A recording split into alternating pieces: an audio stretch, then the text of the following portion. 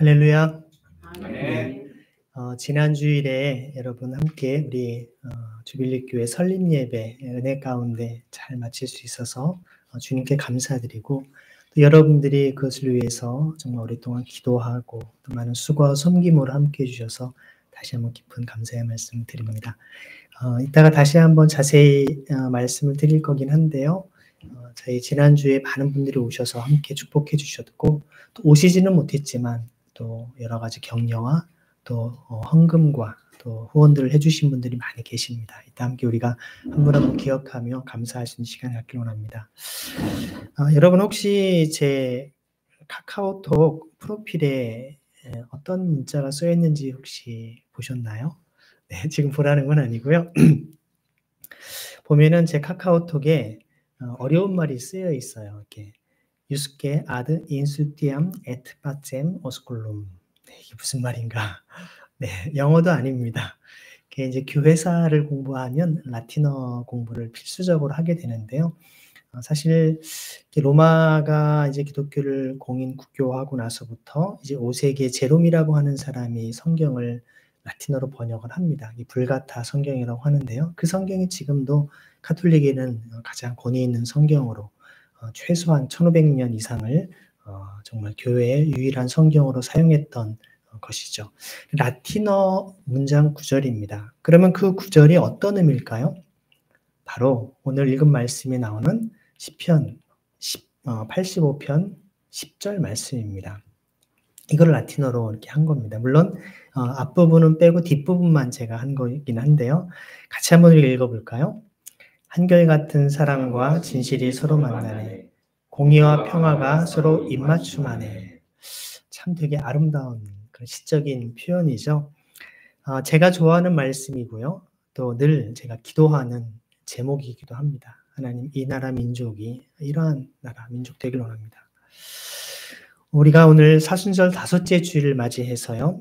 오늘 시편 85편의 아름다운 말씀, 사랑과 진실이 또 공의와 평화가 입맞춤하네 라고 하는 이 아름다운 말씀을 묵상하면서 하나님의 정의와 평화가 이 땅에 간절히 이루어지기를 소망합니다. 사실 오늘 말씀을 통해서 우리는 성경에서 원하는 진정한 평화, 진정한 공의가 어떠한 것인지를 살펴보길 원합니다.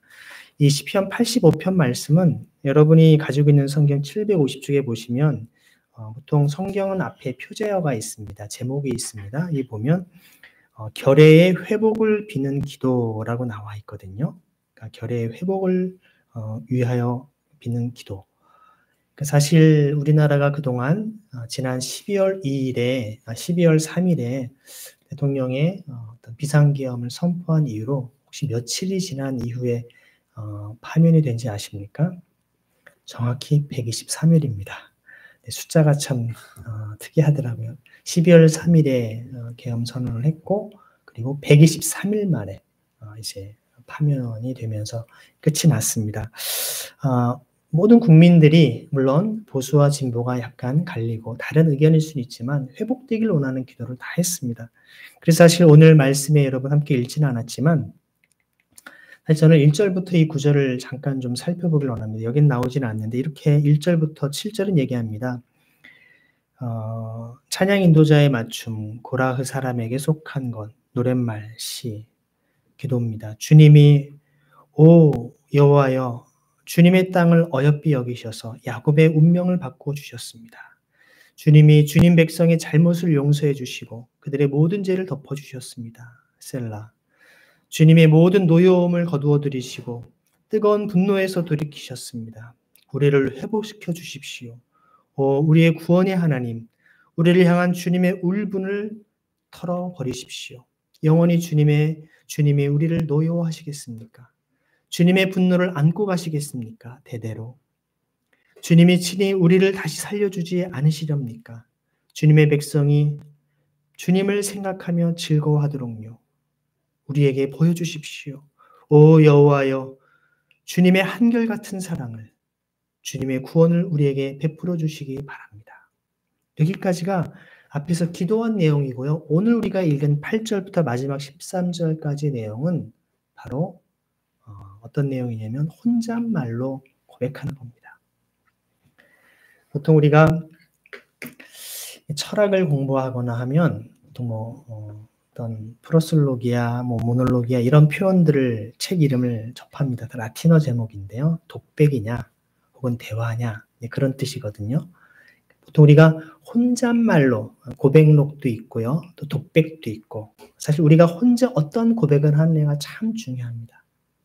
여러분의 신앙의 진수는 여러분이 골방에서 혼자 가만히 있을 때 TV를 보거나 스마트폰을 하거나 책을 읽거나 그럴 때가 아니라 아무것도 없이 여러분들이 쉬면서 무슨 생각을 하고 어디에 마음이 있는지 여러분 마음의 보물이 어디에 있는지 그것을 여러분들이 봐야 되는데요. 근데 그 마음의 혼잣말로 이런 고백을 하고 있는 것입니다. 기도를 할 때 이 기도의 내용은 결의의 민족과 고통 속에서 주님이 회복시켜 주시길 원하는 겁니다.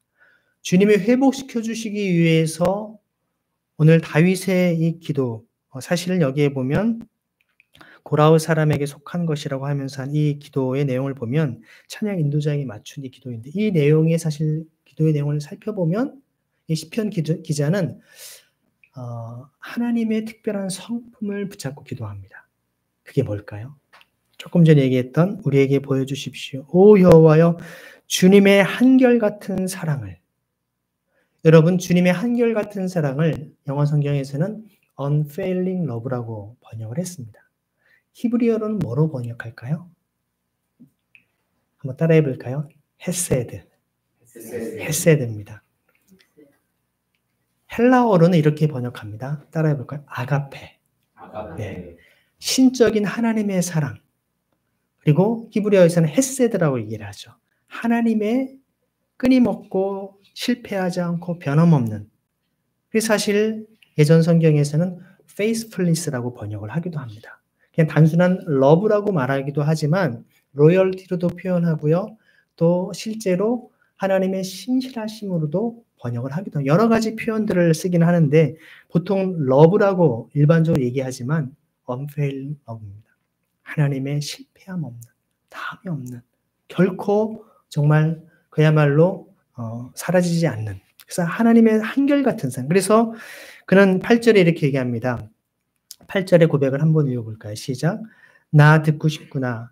하나님 여호와가 무엇을 말씀하실지.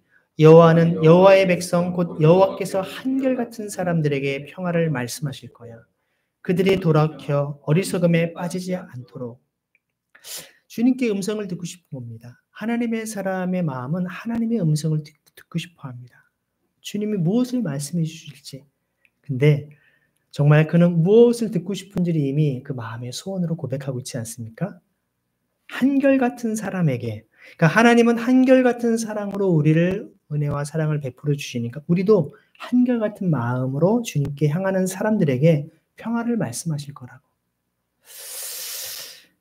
사실 여러분 이 헤세드라고 하는 단어는요. 헤세드, 미슈파트, 쯔다까 이 세 가지는 하나님 나라의 통치 원리입니다.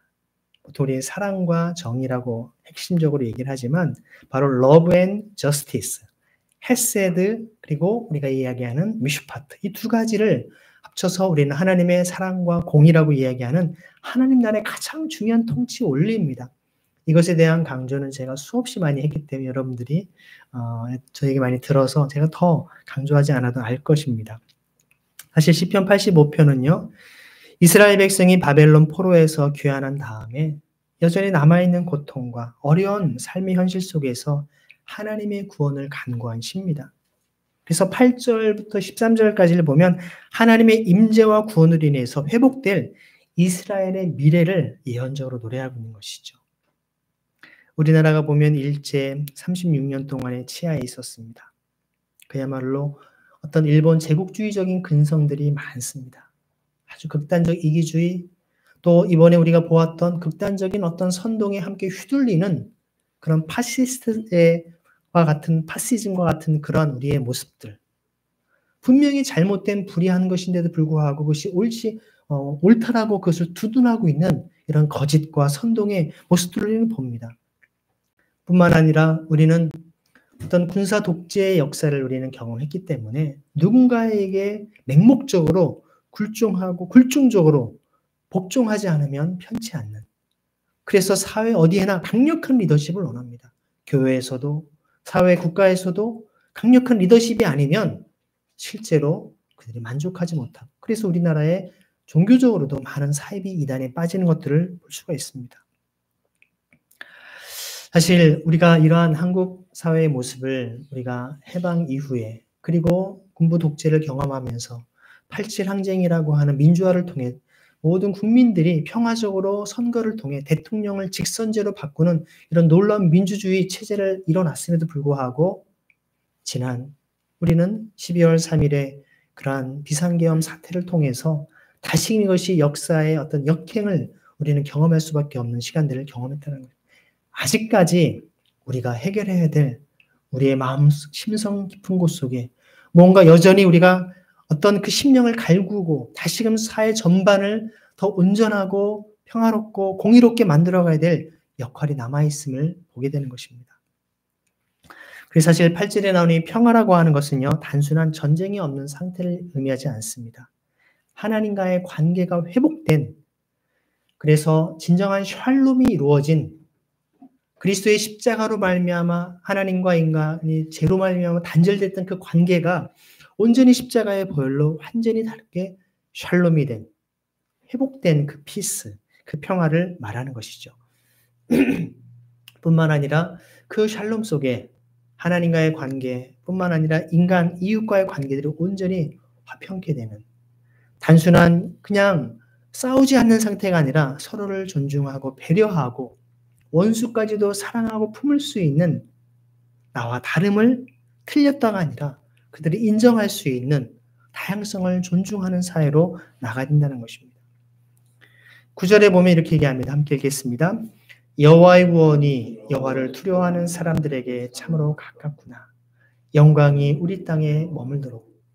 여러분, 하나님의 구원은 우리 가운데 다가오고 있습니다. 또 우리가 오늘 날마다 경험하고 있는 것입니다. 하나님의 구원은 이미 우리가 얻은 것이기도 하지만 현재적인 것이기도 하고요. 또 미래 주님이 이 땅에 다시 오심을 통해서 완성될, 이미 already지만 not yet, 아직은 완성되지 않은 하나님 나라임을 기억을 해야 됩니다. 가깝다라는 것입니다. 하나님 나라가 가깝다. 하나님 나라가 이미 너에게 임했다고 주님 말씀도 하십니다. 그래서 우리는 끊임없이 이 땅의 모든 법과 제도와 시스템을 절대화하거나 그것을 정말 어떤 누군가에게 다 몰아줄 수가 없는 것입니다. 끊임없이 그것을 상대화하고 하나님의 말씀의 법에 따라서 끊임없이 이 세상을 공의롭게 변화시키는 역할을 감당해야 되는 것이죠. 그럴 때 하나님의 영광이 우리 땅에 머무는 것. 여러분, 우리의 신앙은 예수 믿고 저 천국으로 가는, 현재에서 미래로 가는 것만이 아니라 하나님의 통치와 다스림이 오늘 우리에게 미래에서 오늘 현재로 앞당겨지는 것이기도 하고요. 저 멀리 미래에서 저 땅에서 이 땅 이곳으로 우리에게 임하는, 끌어당기는 사건이기도 한 것입니다. 이 두 가지가 함께 공존하는 것이죠. 그래서 하나님의 구원은 그분을 경외하는 자들에게 임하는 것입니다. 그 결과 하나님의 영광이 이스라엘 땅에 가득한 것이죠. 여러분, 우리가 하나님을 경외하는 것입니다. 경외한다는 것은 무엇일까요? 하나님을 두려워하는 것입니다. 무서워서 두려워하는 것이 아니라 너무나 사랑하고, 마치 제가 저희 서연이가 처음에 태어났을 때 조금 일찍 태어나서요. 2.23kg에 태어났어요. 보통 아이들이 한 3kg 이상 태어나야 되거든요. 그래서 인큐베이터에 한 일주일 이상 있었는데요. 아이를 처음 받았는데 제 손에서 여기 머리부터 여기까지 아이를 너무나 정말 너무 사랑스러운데 정말 아이를 만지기가 쉽지 않은, 심지어 제가 이렇게 아이를 볼 때 숨을 참고 있다가 제 숨 때문에 오히려 아이가 숨을 못 쉬지 않을까 싶을 정도로 너무 조심스러운 거예요. 사랑하기 때문에 조심스럽고 아주 귀히 여기는 그 마음. 단순히 그 사랑스러운 아이를 바라볼 때도 그러한데 정말 그 어미로우시고 영화로우신 그 주님을 바라보는 우리 마음, 죄인된 우리가 그 아름다우시며 그 탁월하시며 그 위대하신 하나님을 바라볼 때 우리 마음이 어떠하겠습니까? 압도된 것입니다. 그냥 두려울 수밖에 없는 것입니다. 저는 죄인입니다. 저를 떠나소서 고백할 수밖에 없는 것입니다. 그래서 그런 하나님의 영광이 이 땅에 임하도록, 여러분, 주님의 영광이 어떻게 나타났습니까? 독생자이신 예수 그리스도를 통해 하나님의 영광이 이미 우리에게 나타났습니다. 그래서 여러분, 우리 안에 예수 그리스도를 주로 고백하고 주님 우리의 삶의 주인으로 모신 사람들은 모두가 하나님의 영광을 맛보는 줄 믿습니다. 모든 사람이 죄를 범하였음에 하나님의 영광에 이르지 못했다 했는데 우리는 예수 그리스도로 말미암아 죄 문제를 해결받고 하나님의 영광을 맛보는 삶이 되었다는 것입니다.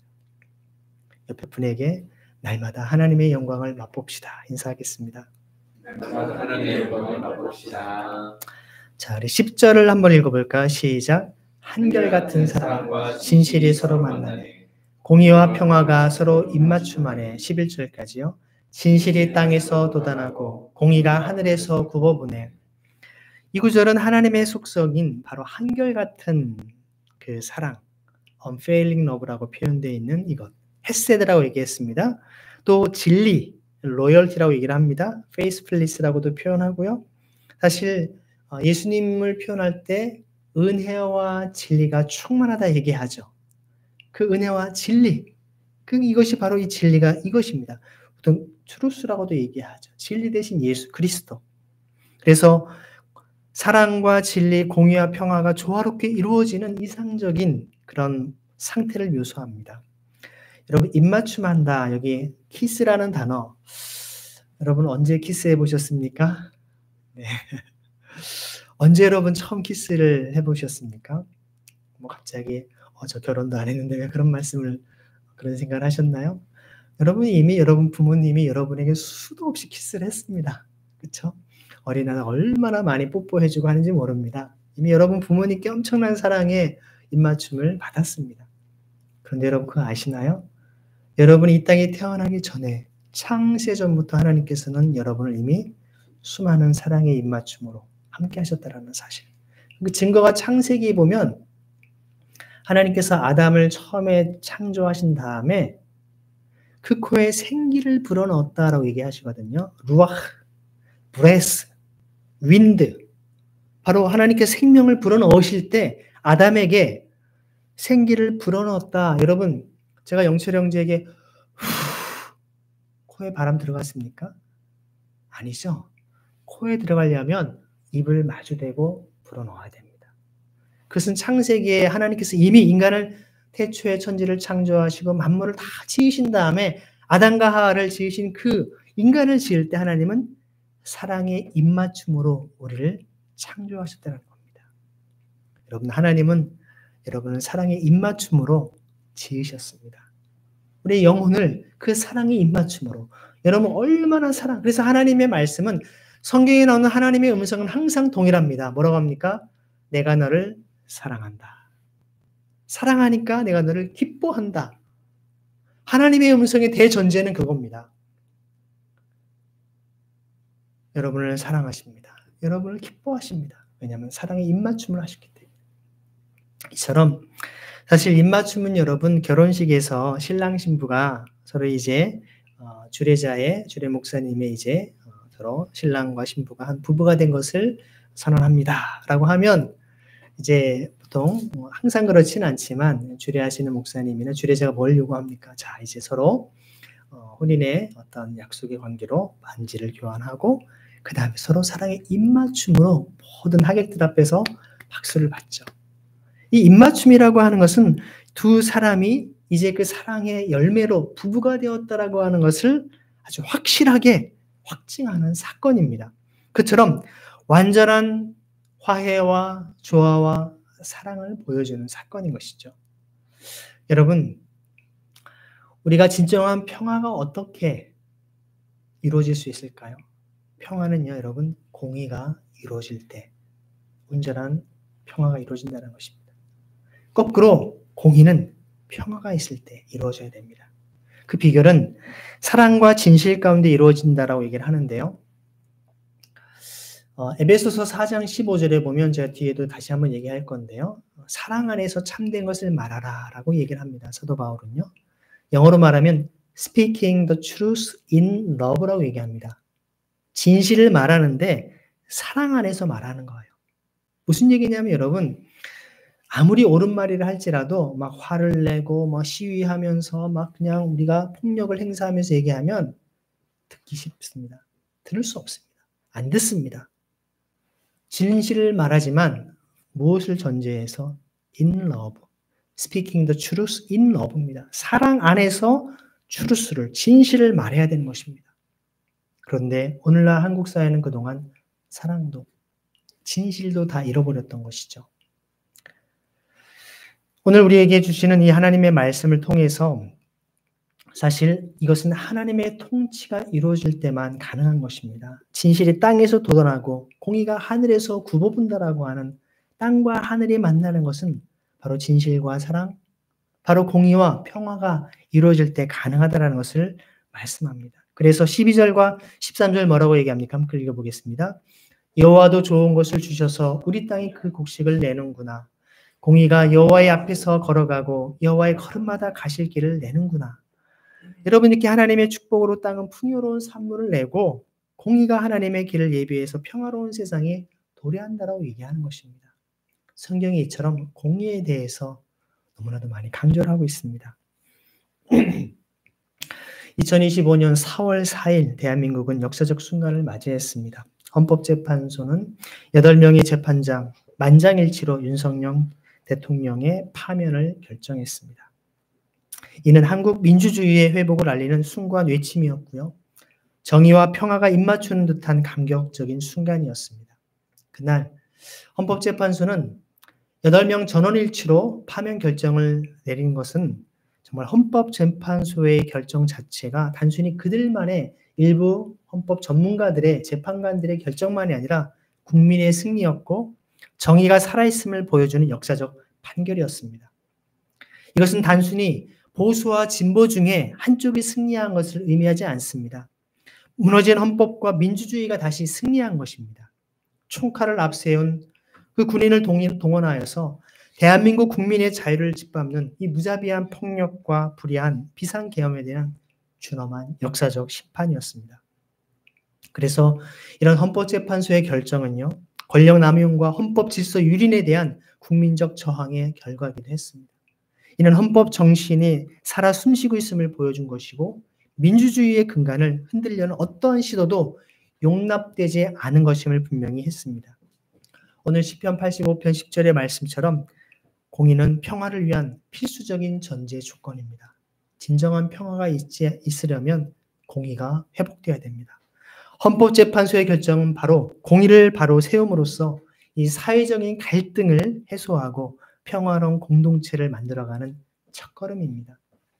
여러분, 중요한 것은 완성된 것이 아니라 첫 발자국, 첫걸음이라는 것입니다. 비상계엄과 대통령 탄핵 이후에 다양한 정치적 입장으로 인한 분열과 갈등이 우리 사회에 있었습니다. 거짓과 선동이 난무하는 정치적인 난맥은 우리 사회의 깊은 상처를 드러냈습니다. 물론 온 국민적 이슈로 인해서 다양한 정치적 반응과 강력한 분노가 표출되는 것 당연합니다. 하지만 우리는 이러한 기회를 이용해서 불화와 분열을 조장하고 자신의 정치적 혹은 경제적 이익을 챙기려는 세력에 대해서 경계해야 됩니다. 정치적 이슈에 의해서 움직이는 일부 집단은 거짓된 정보와 두려움을 통해서 대중의 감정을 조작하며 선동했던 것을 기억합니다. 특히 일부 종교 지도자들과 극우 집단은 진실과 정의를 왜곡하는 서사에 갇혀 있었던 것입니다. 명명백백한 불법을 자행했음에도 불구하고 그것이 죄 없다라고 하고 옹호하고 자신들의 권력, 자신들의 기득권이 사라질까 봐 그것을 거짓말로 그들이 두둔했던 모습. 놀랍게도 결과가 나오고 나서는 입장을 확 바꾸는 정치 지도자들을 우리는 곧 볼 수 있는 것입니다. 여러분, 그리스도를 따르는 자들에게 있어서는 첫 번째 우리는 올바른 분별력을 갖도록 주님은 우리는 부르심을 받았습니다. 사도 바울은 에베소서 4장 14절에서 우리는 더 이상 철부지 아이여서는 안 됩니다. 온갖 가르침의 파도와 바람에 휩쓸리거나 이리저리 떠다녀서는 안 됩니다. 사람들의 술수와 속여 헤매게 하려는 교회에 따른 나쁜 교회에 빠져서는 안 됩니다라고 경고합니다. 그래서 아까 말씀드린 대로 에베소서 4장 15절에서는 우리는 사랑 안에서 진리를 말할 것을 요구하고 있는 것입니다.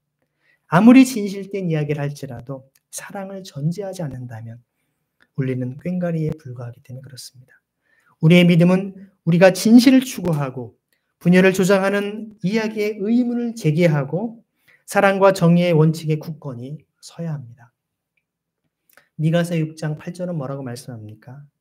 오직 정의를 행동으로 옮기는 것과 한결같은 사랑을 즐겨 베푸는 것, 그리고 겸허히 그대의 하나님과 함께 살아가는 것이라고 우리에게 상기시켜 줍니다.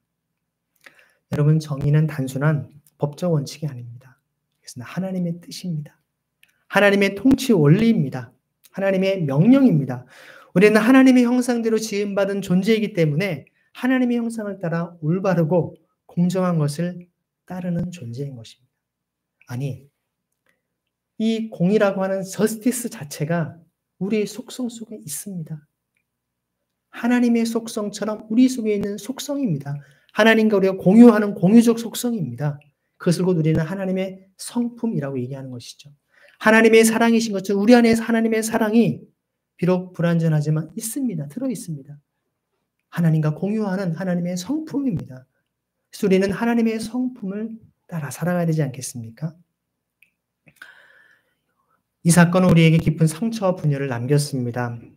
그러나 이제는 우리 상처를 치유하고 분열을 극복하고 더욱 성숙한 민주주의를, 시민사회를 향해 나가야 됩니다. 서로 다른 의견을 배제하거나 폭력으로 억압하는 것이 아니라 존중해야 합니다. 열린 마음으로 대화하고 공동체의 미래를 함께 만들어가야 됩니다. 여러분, 아마 이 영상을 통해 듣는 분들도 계시겠지만요. 다른 교회 많은 목사님들의 이야기를 제가 듣다 보면요. 목사님들 한결같이 하시는 말씀이 계세요. 이러한 지금 탄핵 정국 속에서 정치적인 얘기를 입 밖에도 꺼내질 못한다는 거예요. 심지어 우리 기장교단 안에서도 그렇다는 겁니다.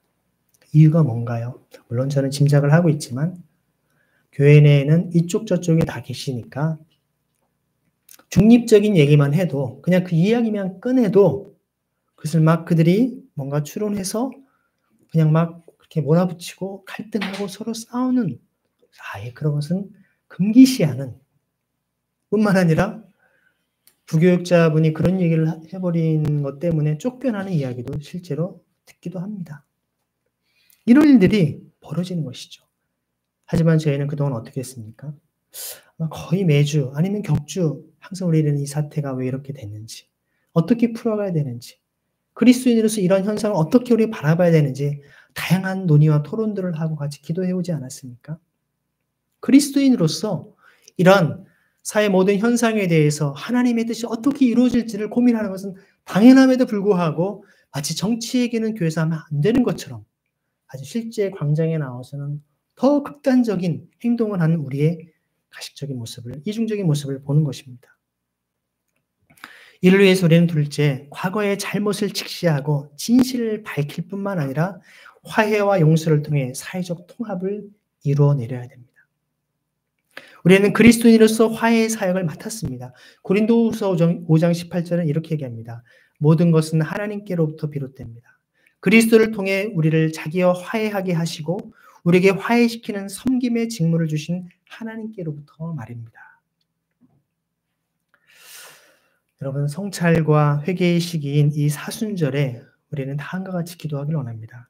하나님, 대통령 파면으로 모든 것이 해결된 것이 아니라 한국 사회 전반에 걸쳐 여전히 남아있는 불의와 불법, 악습의 고리가 끊어지게 하여 주옵소서. 또 50여일 남은 새로운 대통령 선거를 통해서 사랑과 진실, 공의와 평화가 입맞추는 나라를 세워가는 지도자를 세워 주옵소서.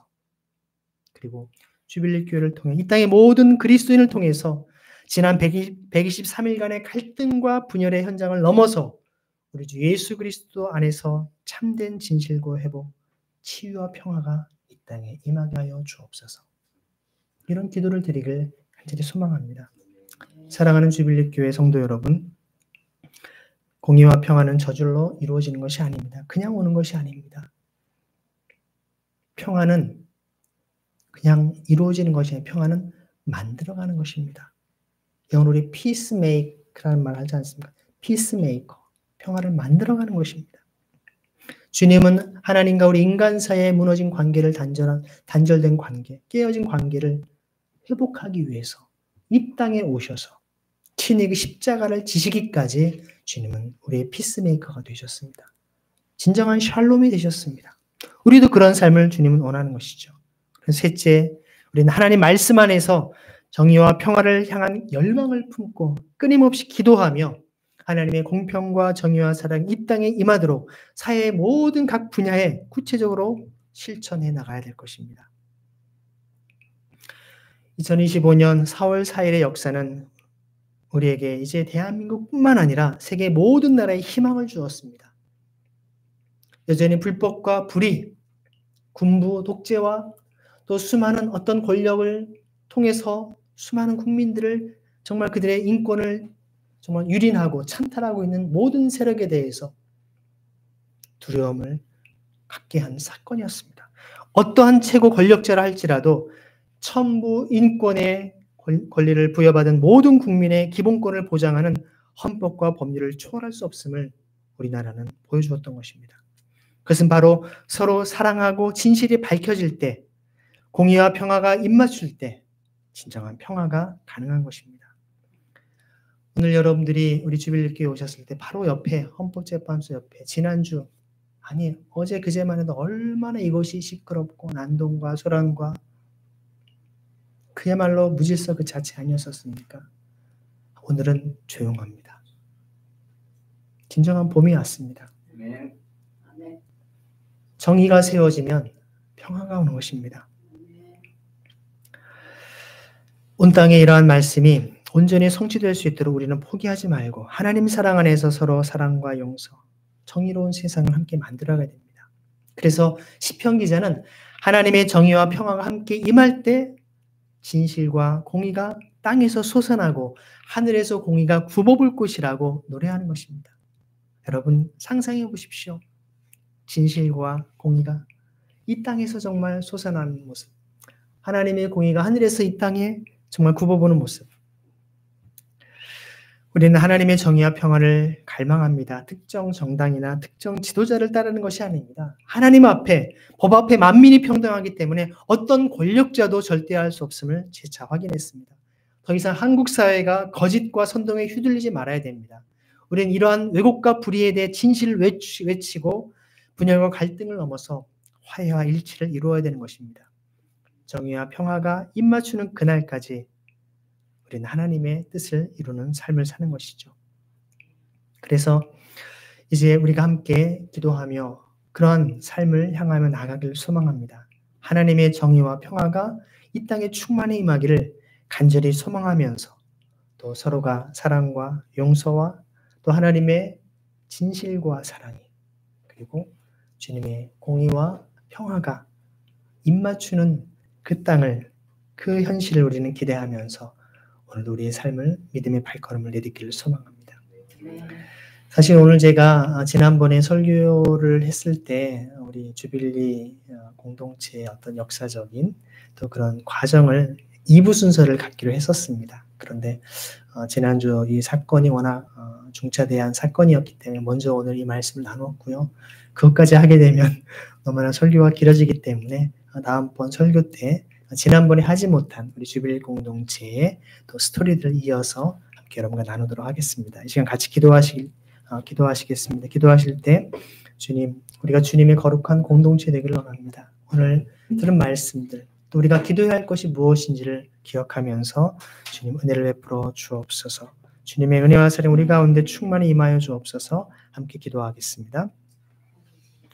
주님, 이 땅에 주님의 사랑과 은혜를 베풀어 주시고 정말 한결같은 사랑과 진실이 서로 만나고 공의와 평화가 서로 입맞추는 그러한 진실이 땅에서 돋아나고 공의가 하늘에서 굽어보는 놀라운 은혜가 있게 하여 주옵소서. 우리에게 풍성한 것들로 채워주시고 우리 땅에 그 아름다운 소산을 내시는 주님이시여 이 땅에 하나님의 진정한 공평과 정의와 사랑의 열매를 풍성히 맺는 우리의 삶, 우리의 가정, 우리의 교회, 우리의 일터와 이 나라 민족 되게 하여 주옵소서. 주님, 여전히 이 땅에 척박하고 불의하고 죄악된 이런 모든 악과 그런 모든 잘못된 것을 통해서 자신들의 기득권과 이권을 챙기려고 하는 모든 불의한 세력들이 주님을 사라지게 하시고 끊어주시며 뿌리 뽑아 주옵소서. 죄악된 것을 뿌리 뽑고 이 땅의 모든 악습들이 철폐되어서 하나님의 진정한 사랑과 정의가 흘러넘치는 공의가 강같이 일어나는 나라 민족 되게 하여 주옵소서. 그래야 해서 세계 열방의 또 다른 억압과 고통, 전쟁과 폭력 속에 시달린 이들에게 그 사랑을 증거할 수 있는 통로, 하나님의 그 은혜를 우리가 베풀 수 있는 그곳에도 하나님의 공의를 사용할 수 있는 나라 민족, 이 시대 되도록 우리를 사용하여 주옵소서. 주님 함께 하시고 도와여 주옵소서. 주님을 송축합니다. 한결같은 사랑과 공의로우신 하나님, 이 땅에 하나님의 사랑과 진실이 공의와 평화가 충만히 임하기를 간절히 소망합니다. 거짓과 선동에 맞서 진실을 외치고 분열과 갈등을 넘어 화해와 일치를 이루어 주옵소서. 우리에게 지혜와 용기를 주시고 이 어두운 시대를 헤쳐나갈 수 있도록 인도하여 주옵소서. 서로 사랑하고 용서할 뿐만 아니라 하나님의 공평과 정의를 실천하는 주빌리 공동체로 살아가게 하여 주옵소서. 우리의 모든 삶의 문제 가운데에서 주님을 신뢰함으로 주님이 왕 되시며 주 되심을 고백할 때 이 땅에 진정한 하나님의 맛보며 그 여호와의 선하심을 맛보아하는 우리 가운데 참 평화와 공의를 허락하여 주옵소서. 살아계신 예수 그리스도의 이름으로 감사하며 기도드립니다. 아멘.